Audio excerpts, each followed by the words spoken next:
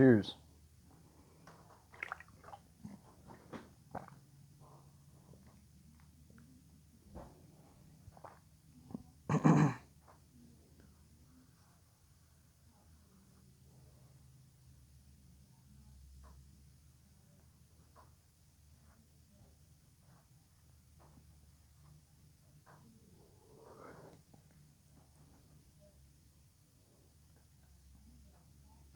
This here is an amethyst.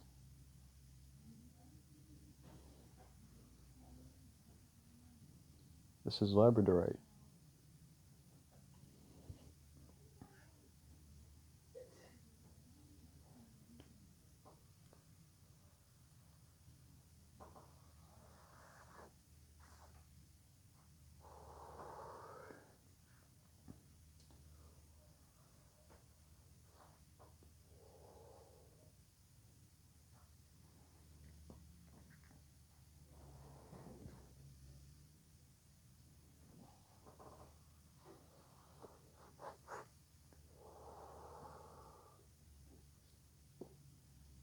Subliminal. How your unconscious mind rules your behavior. Senses plus mind equals reality.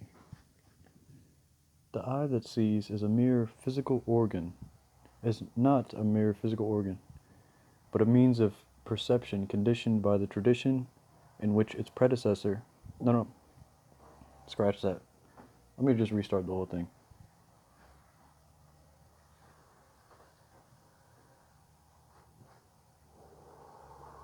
Senses plus mind equals reality.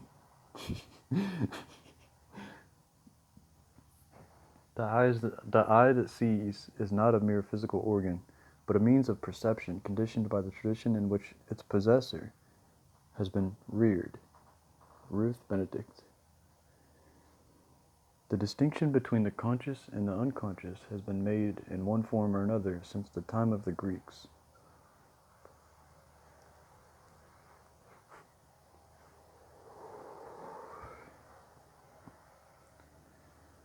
Among the most influential of the thinkers delving into the psychology of consciousness was the 18th century German philosopher Immanuel Kant.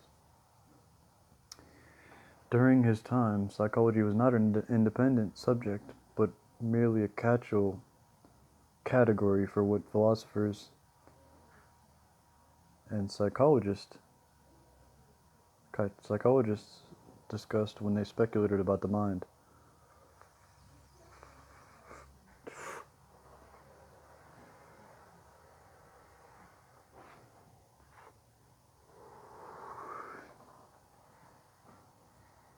Their laws concerning human thought processes were not scientific laws, but philosophical pronouncements.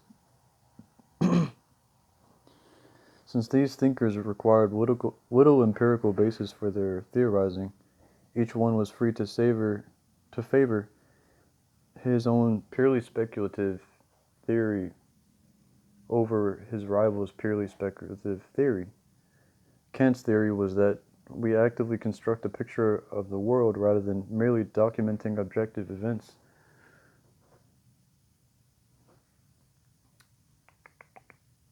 That our perceptions are not based on what exists, but rather are somehow created and constrained by the general features of the mind. That belief was surprisingly near the modern perspective, though today's scholars take a more expansive view than Kant's of the mind's general features, especially with regard to biases arising from our desires, needs, beliefs, and past experiences.